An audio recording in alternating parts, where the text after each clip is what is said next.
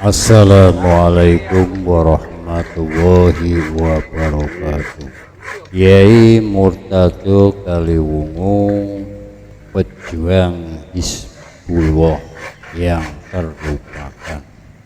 Kaliwungu merupakan kota santri pesisir pantai utara yang terletak di sebelah barat kota Semarang, daerah yang kaya dengan budaya dan kental dengan nuansa Islam. Banyak berdiri pondok, pesantren, dan makam para wali.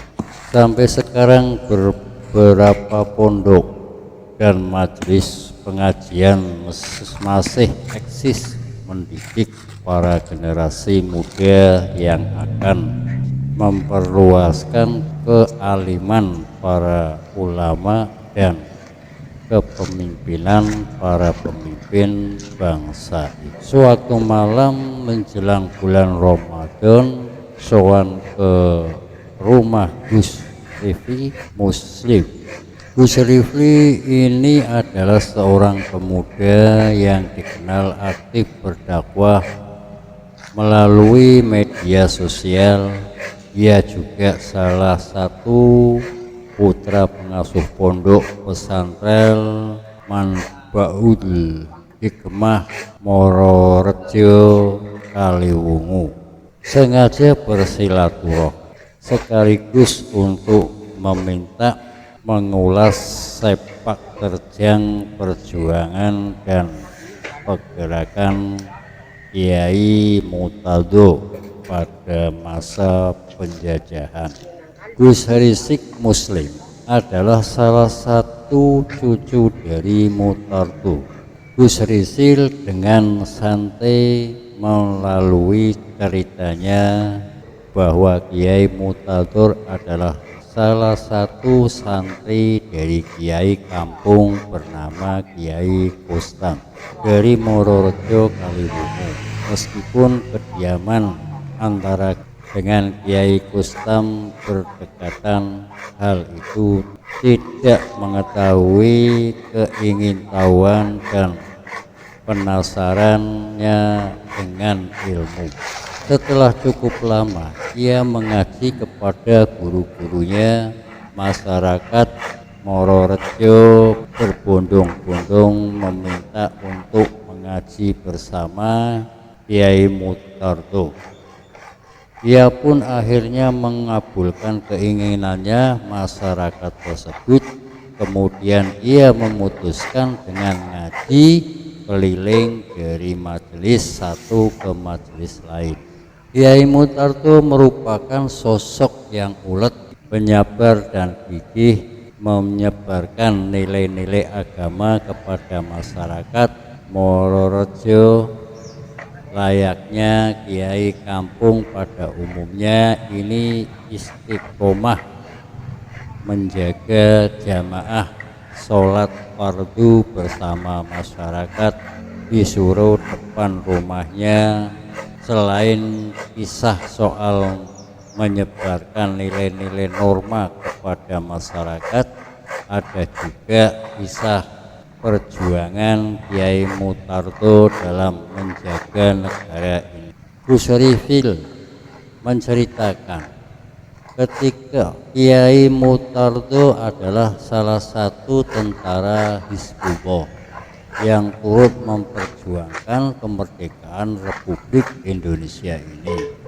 Menjadi bagian dari tentara Hizbullah bukanlah hal yang mudah, karena Kiai Murtado harus rela mengorbankan tenaga, waktu, pikiran, dan fisiknya untuk memikirkan strategi dan memahami kekuatan lawan. Pada masa itu, kekuatan kolonial sangatlah kuat. Perlakuan para penjajah ditimbulkan dengan adanya ruang penjara. Gus Rifli menyebutkan bahwa Kiai Murtado beberapa kali keluar masuk penjara sudah menjadi rahasia umum ketika masuk dalam penjara, para kolonial akan menyiksa tawanan mereka. Hal itu juga dirasakan oleh Kiai Mutardo. Beberapa aktivis penggerakan nasional juga mengalami hal serupa, baik dari kelompok nasionalisme dan para kiai.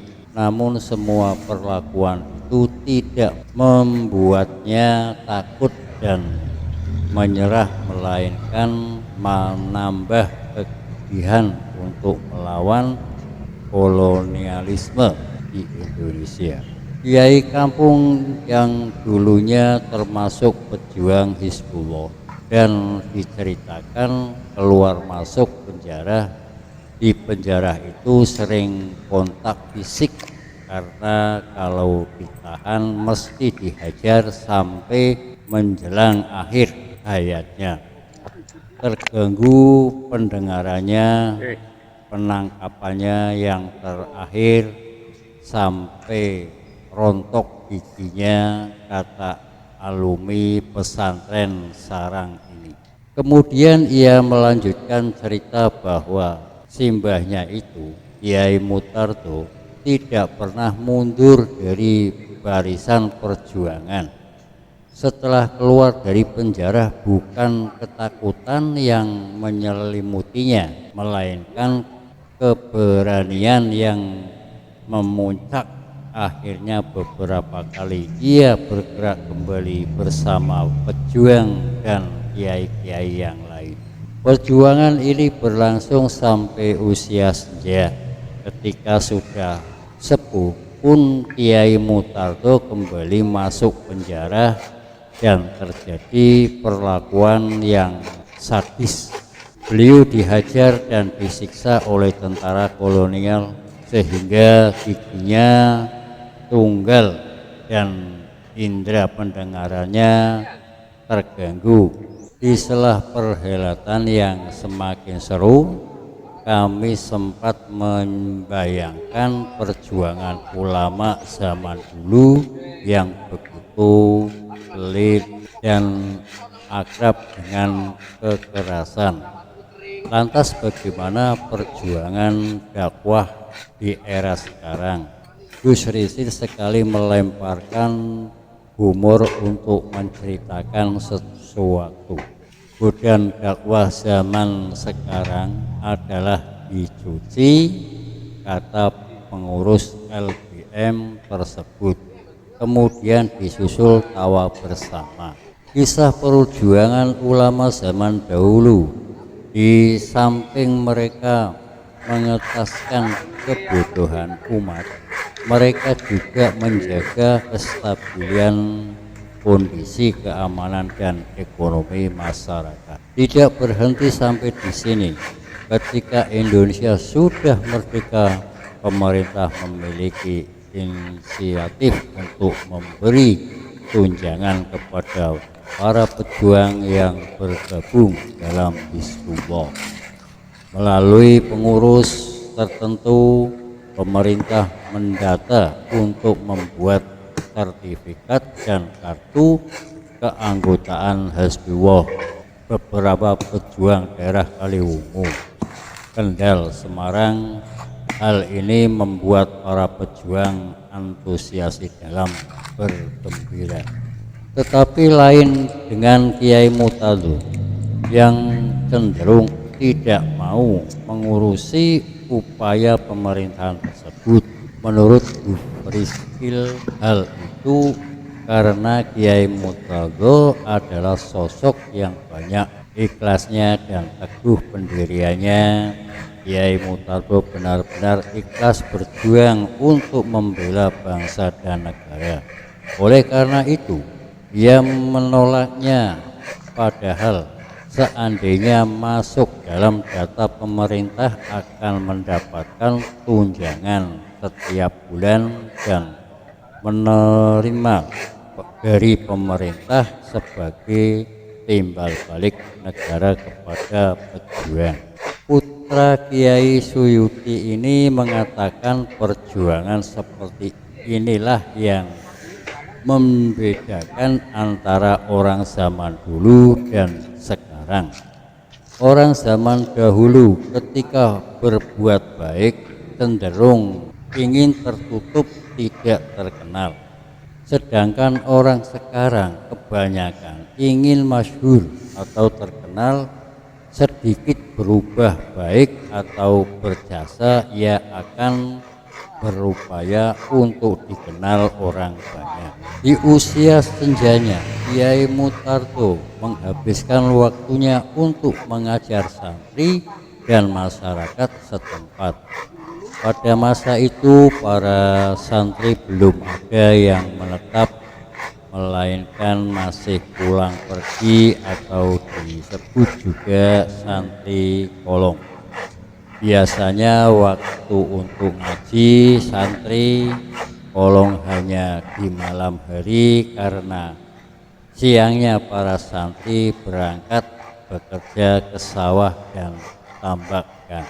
Melalui pernikahannya dengan Nyai Hajah Aminah dikaruni 4 putra putri, masing-masing anaknya dikirim ke berbagai pondok pesantren di Jawa untuk menuntut ilmu yang lebih luas agar kemudian bisa melanjutkan perjuangan abahnya.